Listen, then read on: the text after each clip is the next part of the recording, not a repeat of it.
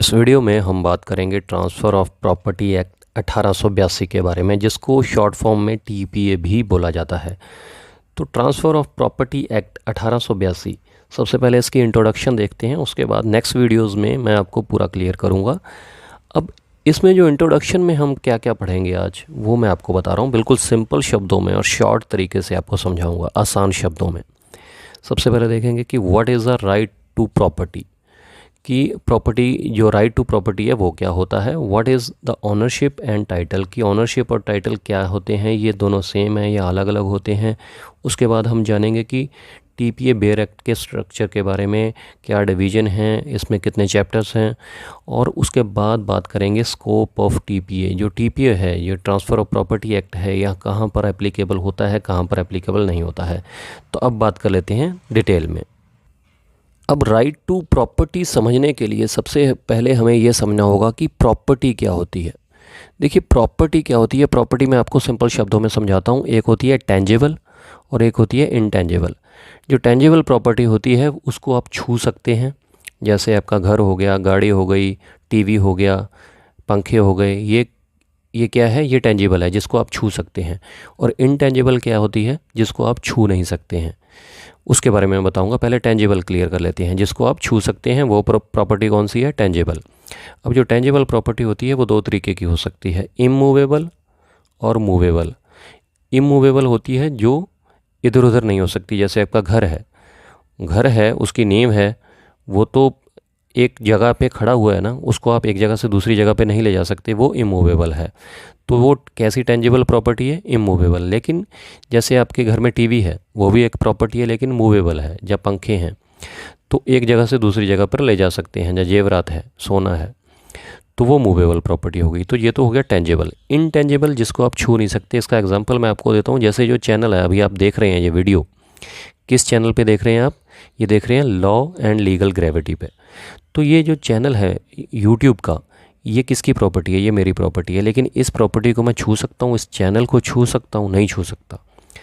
अगर मैं छू सकता हूँ तो सिर्फ मोबाइल की स्क्रीन को छू सकता हूँ, लेकिन इसको नहीं छू सकता। तो ये क्या, कौन सी प्रॉपर्टी हो गई, इनटेंजिबल प्रॉपर्टी होगी, जिसको आप छू नहीं सकते लेकिन वो प्रॉपर्टी है। तो ज़रूरी नहीं है कि प्रॉपर्टी को प्रॉपर्टी होने के लिए फ़िज़िकल फॉर्म में होना ज़रूरी है, वो डिजिटल फॉर्म में भी हो सकती है। जैसे ये कोई एब्स्ट्रैक्ट आइडिया भी हो सकता है, जहाँ जितनी भी इंटेलेक्चुअल प्रॉपर्टी राइट्स होते हैं, जैसे पेटेंट हो गया या ट्रेडमार्क्स वगैरह हो गए, ये सारी क्या होती हैं, इनटेंजिबल प्रॉपर्टीज़ होती हैं।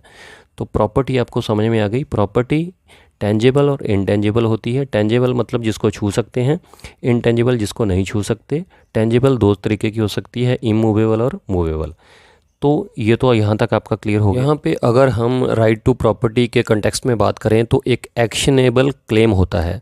एक एग्जांपल देके बताता हूँ। अभी मैं एक्शनेबल क्लेम के बारे में डिटेल में नहीं बताऊँगा, सिर्फ आपको समझाने के लिए बता रहा हूँ, ताकि आगे चल के आपको जो नए मैं वीडियोज़ बनाऊँगा ट्रांसफ़र एक्ट के ऊपर, तो वो अच्छे से क्लियर होंगे आपको। एक एग्ज़ाम्पल लेते हैं। जैसे कोई राम नाम का व्यक्ति है और एक श्याम नाम का व्यक्ति है। राम जो है श्याम को 20,000 रुपये देता है, उधार देता है। अब जब ये वापस मांगता है, जैसे कोई एग्रीमेंट वगैरह हुआ होगा, तो अगर वो उससे वापस मांगता है और वो उसको वापस नहीं लौटाता है, तो वो क्या कर सकता है, राम क्या कर सकता है कि कोर्ट में जा सकता है और कोर्ट में क्लेम कर सकता है अपने 20,000 रुपयों का। तो ये जो क्लेम कर सकता है, ये उस पर एक्शन ले रहा है, तो इसको एक्शनेबल क्लेम कहा जाता है। अब ये एक तरीके की एक्शनेबल क्लेम जो है, एक तरीके की ये भी प्रॉपर्टी है। ये इनटेंजिबल प्रॉपर्टी है, जैसे हमने पहले बात कर चुके हैं, इनटेंजिबल प्रॉपर्टी और टेंजिबल प्रॉपर्टी। इनटेंजिबल मतलब जिसको हम छू नहीं सकते हैं। तो एक्शनेबल क्लेम भी एक तरीके की इनटेंजिबल प्रॉपर्टी है। ये ट्रांसफ़र भी हो सकती है। अब ये राम अगर चाहे तो किसी रमेश नाम के व्यक्ति को भी ट्रांसफ़र कर सकता है यही प्रॉपर्टी। तो जो रमेश नाम का व्यक्ति है वो क्या कर सकता है, एक्शन ले सकता है श्याम के ऊपर। तो ये एक्शनेबल क्लेम होता है। तो अभी तो मैंने सिर्फ वैसे आपको एक समझाने के लिए बताया था। तो अब नेक्स्ट बात कर लेते हैं, इसके अलावा कौन कौन से बेसिक जो चीज़ें हैं जो कि आपको क्लियर होनी चाहिए ट्रांसफ़र ऑफ प्रॉपर्टी एक्ट को समझने से पहले। तो अगर लिखा जाए right to property is equal to ownership, तो क्या ये सही है या गलत है? देखिए, कुछ मामलों में, कुछ परिस्थितियों में ये सही भी है, लेकिन कुछ परिस्थितियों में ये सही नहीं भी है।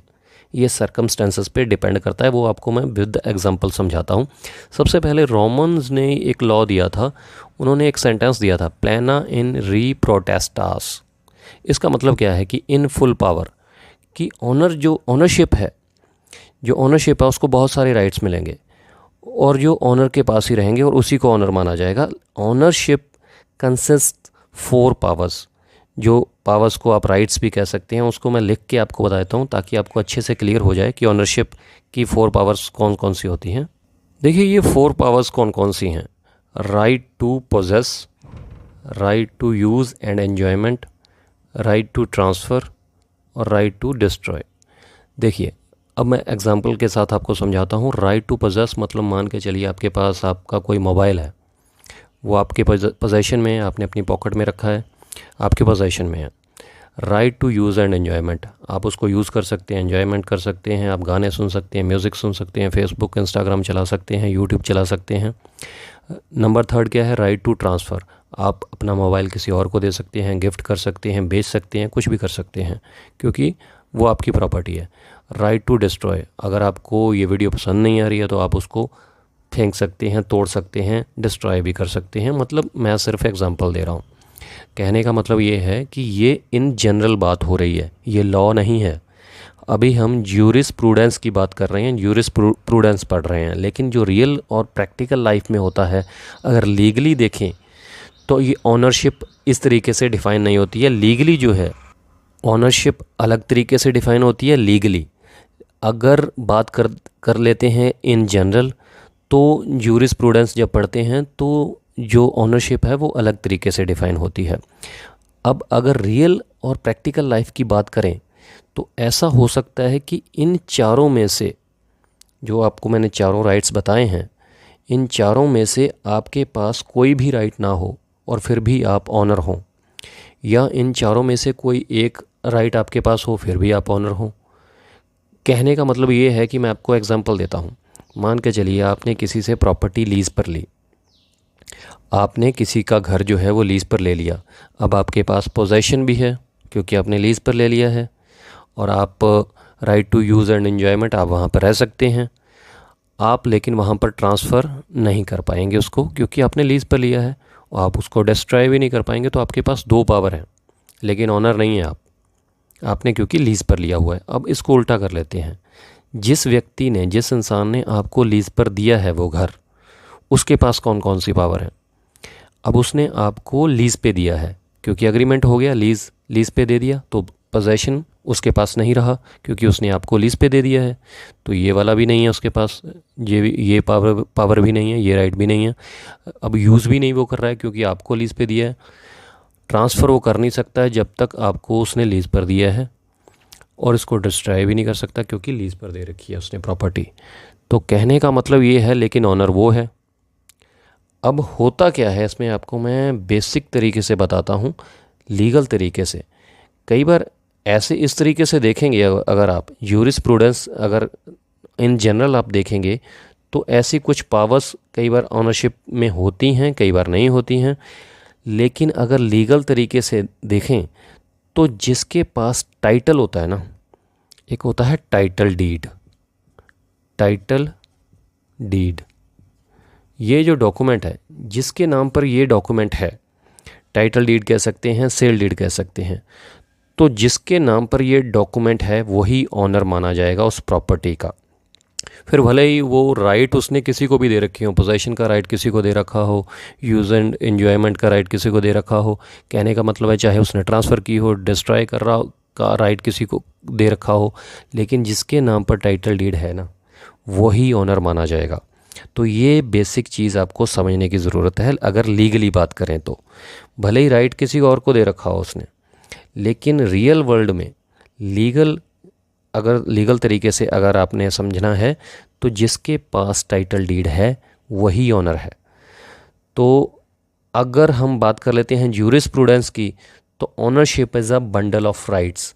लेकिन ये राइट्स कई बार ऑनरशिप में किसी के पास होते हैं, किसी के पास नहीं होते हैं। लेकिन टाइटल डीड जो है, जो टाइटल डीड है वो अगर जिसके पास है, वो डॉक्यूमेंट जिसके नाम पर है, वही उसका ऑनर माना जाएगा। अदरवाइज़ क्या होता है कि कई बार देखिए, जैसे मैंने लीज़ वाला एग्जांपल दिया, तो ये सारे के सारे जो राइट्स थे जिसने लीज़ पे लिया है उसके पास थे, कुछ राइट्स उसके पास थे लेकिन वो ऑनर नहीं था, और जो ऑनर था उसके पास कोई भी राइट नहीं था, फिर भी वो ऑनर था। तो कहने का मतलब ये है कि लीगली अगर देखा जाए तो टाइटल डीड जो डॉक्यूमेंट है जिसके नाम पर है, जिसके पास है, वही ऑनर माना जाएगा उस प्रॉपर्टी का। अब नेक्स्ट देख लेते हैं। अब एक एग्जांपल और दे देता हूँ ताकि अच्छे से क्लियर हो जाए। मान के चलो ये कोई प्लॉट है, ये प्रॉपर्टी है, ये एक प्रॉपर्टी है। अब इस प्रॉपर्टी का जो मालिक है वो है ए, मतलब उसके नाम पर टाइटल है, टाइटल डीड उसकी है। तो अभी हमने पढ़ा कि लीगली वही इसका ऑनर है। लेकिन इसमें जो घास वगैरह है, जो घास उगा रखी है, वो उगा रखी है बी नाम के व्यक्ति ने। उसने ठेका वगैरह ले रखा है और वो अपनी गाय भैंसें चराएगा इसमें। इससे उसने लीज़ पे ली है, जिस तरीके से भी ली है, किराए पे ली है, कैसे भी ली है, उसने यहाँ पर घास उगा रखी है। तो बी की जो घास है वो बी की है। अब जो सी नाम का व्यक्ति है, वो भी मान लेते हैं कोई सी नाम का भी व्यक्ति है, जो पेड़ वगैरह हैं वो सी नाम के व्यक्ति ने उसका जिम्मेदारी ले रखी है, ठीक है। और जो डी नाम का व्यक्ति है उसका भी पास में घर है, तो उसको जो है यहाँ पर रास्ता मिला हुआ है। अब ये चार लोग हैं इस प्रॉपर्टी से कंसर्न व्यक्ति हैं, लेकिन फिर भी इसमें जो ऑनर है, जो ऑनरशिप है, वो किसके पास रहेगी? ऑनरशिप रहेगी ए के पास, क्योंकि टाइटल उसके पास है। तो ये बेसिक चीज़ समझना ज़रूरी है। ट्रांसफ़र ऑफ प्रॉपर्टी एक्ट समझने से पहले आपको ये बेसिक चीज़ें क्लियर करना ज़रूरी है, क्योंकि अगर बेस आपका क्लियर नहीं होगा तो जो आगे मैं चैप्टर आपको पढ़ाऊँगा वो आपको क्लियर नहीं होंगे। क्योंकि अब मैं पूरी प्लेलिस्ट बनाऊँगा और स्टेप बाय स्टेप सारे चैप्टर इसमें आपको मैं क्लियर करूँगा। 8 चैप्टर होते हैं इसमें, सारे के सारे पर स्टेप बाय स्टेप वीडियो आएंगे इसी चैनल पर। तो बेसिक चीज़ मैं आपको समझाना चाहता हूँ कि ट्रांसफ़र ऑफ प्रॉपर्टी एक्ट होता क्या है, प्रॉपर्टी क्या होती है, ऑनरशिप क्या होती है, बेसिकली प्रॉपर्टी के राइट्स क्या होते हैं, ऑनरशिप क्या होती है। तो उम्मीद करता हूँ आपको ये कुछ चीज़ें क्लियर हो रही होंगी। अब नेक्स्ट स्टेप पर बात कर लेते हैं। अब कुछ बेसिक चीज़ें बता देते हैं जो एग्ज़ाम में पूछी जा सकती हैं ट्रांसफ़र ऑफ प्रॉपर्टी एक्ट 1882 के बारे में। कमेंसमेंट इसकी हुई थी 17 फरवरी 1882 में, 17/2/1882। एनफोर्समेंट हुई थी इसकी 1 जुलाई 1882। तो ये डेट्स वगैरह आप याद रख सकते हैं। इसमें टोटल 8 चैप्टर हैं, 8 चैप्टर्स हैं इसमें, और 137 इसमें सेक्शंस हैं। और सारे के सारे चैप्टर्स जो हैं वो मैं आपको एक एक करके स्टेप बाय स्टेप्स पढ़ाऊँगा। इसमें हर चैप्टर पर अलग से एक वीडियो आएगी। तो अभी मैं आपको उसका बेसिक सा बता देता हूँ। जो चैप्टर्स हैं उसके बारे में बेसिक बात कर लेते हैं। तो जैसे कि मैंने ऑलरेडी आपको बताया कि इसमें 8 चैप्टर हैं, टोटल 8 चैप्टर्स हैं, और इसमें 137 सेक्शंस हैं। तो चैप्टर फर्स्ट क्या है? जो चैप्टर 1 है वो प्रीलिमिनरी है, मतलब इसमें बेसिक जनरल चीज़ें बताई गई हैं, कब इसकी कमेंसमेंट हुई है, एनफोर्समेंट कब हुई है, और बेसिक नॉलेज है। इसके बारे में नेक्स्ट वीडियो में मैं आपको पूरी तरह से क्लियर कर दूंगा। चैप्टर सेकंड जो है वो सेक्शन 5 से लेके 53A सेक्शन तक बात करता है, transfer of property bye act of parties की बात करता है। तो इसमें फंडामेंटल रूल्स वगैरह के बारे में बताया गया है, जनरल रूल्स के बारे में बात की गई है। तो नेक्स्ट वीडियो में इसके बारे में बात करेंगे। चैप्टर 3 जो है वो सेक्शन 54 से 57 तक है, ये सेल्स के बारे में बात करेगा। चैप्टर जो 4 है 58 से लेके 104 सेक्शन तक वो मॉर्टगेजेस के बारे में बात करता है। चैप्टर 5 जो है 105 से लेके 117 सेक्शन तक लीज़ के बारे में बात करेगा। चैप्टर 6 118 121 121 एक्सचेंजेस के बारे में बात करेगा। और जो चैप्टर 7 है सेक्शन 122 से लेके 129 तक, उसमें गिफ्ट्स के बारे में बताया गया है। और चैप्टर 8 जो लास्ट वाला है सेक्शन 130 से 137, जो कि मैंने ऑलरेडी आपको बता दिया है, एक्शनेबल क्लेम्स, ये लास्ट वाला है, एक्शनेबल क्लेम्स, जिसके बारे में हमने थोड़ी सी बात की थी। तो ये इसके बारे में बताया गया है। तो हर चैप्टर को मैं अच्छे से क्लियर करूँगा, एक एक पर अलग से वीडियो बनाई जाएगी जो कि स्टेप बाय स्टेप्स आएगी। तो इसको अच्छे से मैं आपको क्लियर कर दूंगा। ये मैंने सिर्फ आपको बेसिक चीज़ें बताई हैं ताकि सीरीज़ शुरू करने से पहले आपको बेसिक चीज़ें क्लियर हो जाएं, ताकि अच्छे से तभी आप समझ पाएंगे कि ट्रांसफ़र ऑफ प्रॉपर्टी एक्ट होता क्या है। अदरवाइज़ कुछ चीज़ें आपको समझ में नहीं आ पाएंगी। तो अब कुछ और बात कर लेते हैं, कुछ बेसिक चीज़ों की। अब यहाँ पे बेसिक सी बातें कर लेते हैं। Scope of TPA. अब ट्रांसफ़र ऑफ प्रॉपर्टी एक्ट का जो स्कोप है उसके लिए कुछ बेसिक पॉइंट्स हैं वो मैं डिस्कस कर लेता हूँ सिंपल तरीके से। Transfer between living persons only, यहाँ पे शब्द दिया गया है इंटर विवोस। यहाँ पे ये बात कह रहे हैं कि जो ट्रांसफ़र होगा ना ट्रांसफ़र ऑफ प्रॉपर्टी एक्ट के तहत, उसमें सिर्फ लिविंग पर्सनस के अंतर्गत ही होगा जो ट्रांसफ़र होगा। कहने का मतलब ये है, एक तो हो गए कि दो पर्सन हो गए जो लिविंग पर्सन हैं, ए और बी, दो इंसान हैं, वो आपस में ट्रांसफ़र कर सकते हैं अपनी प्रॉपर्टी। ए ने बी को दे दी या बी ने अपनी प्रॉपर्टी ए को दे दी। अब जो कंपनी वगैरह होती हैं उनको भी लिविंग माना गया है, जो बॉडी ऑफ इंडिविजुअल्स होती हैं उनको भी जो है लिविंग में ही माना गया है, लिविंग पर्सन्स में, लीगल लिविंग पर्सन्स माना गया है। तो एक कंपनी जो है अपनी प्रॉपर्टी जो है ट्रांसफ़र कर सकती है टीपीए के तहत किसी पर्सन को, या कोई पर्सन अपनी प्रॉपर्टी को ट्रांसफ़र कर सकता है किसी कंपनी को। और सेकंड पॉइंट जो है वो बात करता है कि जो सर्टेन ट्रांसफ़र्स हैं वो कुछ एक्सक्लूड कर दिए गए हैं। Certain transfers are excluded. कौन कौन से हैं? एक तो है बाय ऑपरेशन ऑफ लॉ, मतलब मान के चलिए किसी ए नाम का कोई व्यक्ति है, उसकी डेथ हो जाती है लेकिन वो वसीयत कर गया बी नाम के व्यक्ति के ऊपर। तो आज के टाइम पे तो जो ए नाम का व्यक्ति है वो मरा हुआ है, वो लिविंग तो नहीं है।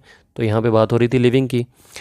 तो यहाँ पर अगर विल के थ्रू, वसीयत के थ्रू कोई प्रॉपर्टी ट्रांसफ़र हो रही है वो इसमें एक्सक्लूड कर दी गई है अंडर ऑर्डर ऑफ कोर्ट्स। जो कोर्ट के तहत, कोई ऑर्डर के तहत कोई प्रॉपर्टी ट्रांसफ़र हो रही है तो उसको एक्सक्लूड कर दिया गया है। जो मुस्लिम लॉज होते हैं उनको भी एक्सक्लूड कर दिया गया है क्योंकि उनके कुछ अपने लॉज होते हैं।